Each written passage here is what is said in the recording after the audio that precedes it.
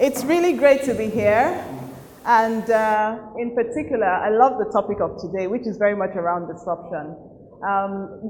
Innovation is very important to us at Google, and we have actually been at the heart of some disruptions ourselves. So it's great to be here at a conference talking about disruptive technologies. I will be talking about trends driving the future of marketing and the digital landscape.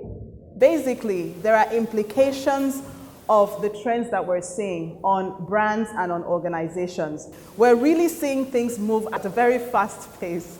It's projected that in 2020, there'll be 5 billion internet users in the world and 10 billion users on mobile. In Africa, in 2020, it's expected that we'll have 650 million internet users and 500 million of those would be on mobile. So everyone is coming online very fast. It's we no longer talk about going online. We now live online. So it's a very real trend. Traditionally, the way organizations would engage with the masses is to create messages and then broadcast to a mass audience through perhaps television, radio, etc. But now, with the advent of platforms like social media platforms, users are a lot more empowered and a lot more engaged. You have more power to actually give direct feedback to organizations, to make your voice heard, to establish your preferences, and also to register your protests. And so consumers are now more dynamic, and the marketing models need to shift from one-way broadcasting to dialogue. We're expecting in 2020 to have 650 million internet users, and 500 million of those would be on mobile. So this region in particular is a mobile-first digital environment. A lot of people are having their first internet experience via mobile. So that's very important. And of course, that also has implications around size of screen and how we adopt for a small screen, and also the level of personalization that is possible, because your mobile phone is a device that is very intimate to you. You carry it all over the place, everywhere with you, and in your pockets, in your handbags, etc. Also, users have very short attention span. If you consider the fact that there's so much information now, you go on Twitter and, within 5 minutes, you probably have like 1,000 tweets that have come into your feed. And also, the various platforms. There's so much information competing for user attention, and people have a short attention span. It is said that the current attention span is about 7 seconds. Right? So again, as an organization, when you want to engage users, you really need to think about making your message, one, short to the point, precise, engaging, compelling, and thinking about how to be creative in your messaging and other ways to actually reach the consumer.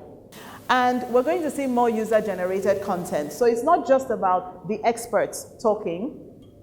We're going to see more content coming from people like you and I. So for example, with the last elections we had in Nigeria, a lot of the results were already on social media before they were formally announced. Even with news, sometimes news breaks on social media before the investigative journalism happens and you get breaking news, right? So more and more we see user-generated content, and brands are starting to obviously focus on creating great content, but in some cases co-creating with users or completely outsourcing the content creation to users and curating existing content that is out there. In Nigeria, for example, there's such huge engagement on social. Nigeria is the 3rd largest tweeting nation in Africa, and we see a lot of engagement, and brands are already starting to take advantage of that. We're having situations now where in some cases the call center is expanded to social media so that you can chat with someone on social media from the organization, or in many cases you post your complaints on social media and you get an immediate response, right? So customer service channels are expanding to leverage social media, and brands are also looking at things like content marketing to really connect with users on social media. The other piece I wanted to share as well is the fact that you never know what the competition is going to look like. right? And in many cases, when we think about disruption, you can't really predict what the competition is going to be. So if we look at some of the disruptive technologies we've had, there was talk about Uber this morning. Who would have thought, actually, so these are disruptions in the automobile industry. Who would have thought that it was possible to innovate on the provision of public taxi service, right? You know, the only thing we think about is, I call a taxi, it shows up. If you want to innovate, maybe I try to make sure that the taxi shows up faster.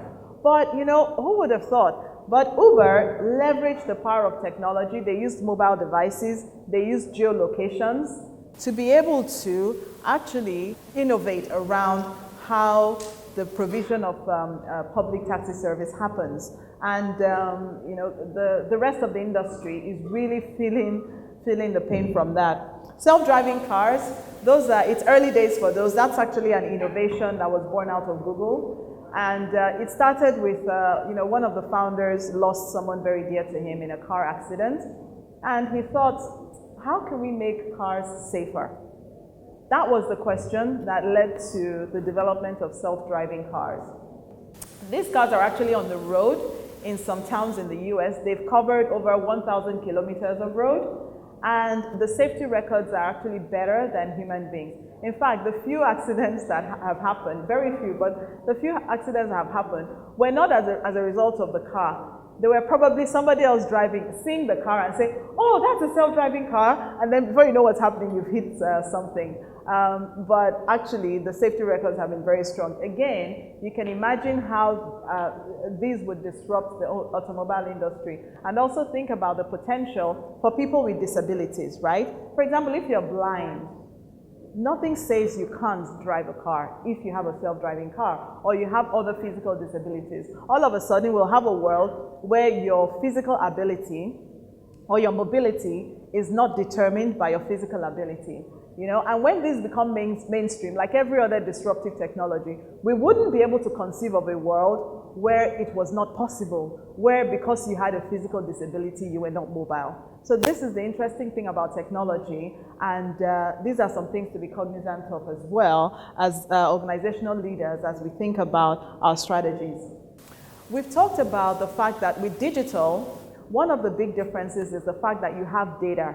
You have very powerful analytics that can tell you to a very granular level who's engaging with you, where is your audience coming from, what are their interests. If you put out a video, you can tell who watched the video. If it's a 10-minute video, you can tell how many people watched the full video, how many people watched 3 minutes of the video, how many of them are male and female, what geographies are they coming from, etc. So you can get very robust data. And more, we're going to see data mastery and implementation of analytics, a strong business imperative. This is a quote by John Wanamaker. He said, half the money I spend on advertising is wasted. The trouble is I don't know which half. Now, I mean, obviously, you can tell from his look that, you know, this was quite a few years ago. So he was talking about the traditional model of advertising, the fact that you know something works, right? And you know some of the marketing dollars are wasted, but it's hard to say what works. So you just, you know, broadcast, use as many channels as possible and hope something works.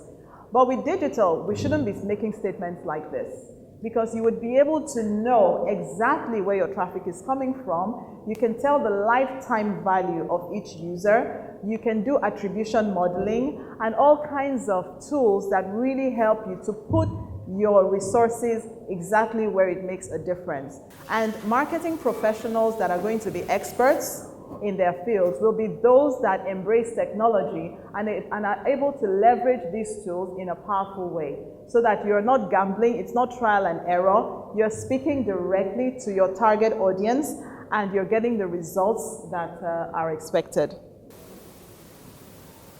So in summary, the trends I talked about, the fact that the static consumer is a dying breed, users like you and myself are a lot more engaged and we interact more, we have a stronger voice, and technology makes that possible. Personalized data-driven marketing will be more refined. Mobile will be the backbone of marketing. Most people are coming online via mobile. Content will remain very important, and that's both video content and other forms of content, and it includes user-generated content as well. Social will continue to drive a lot of internet activity.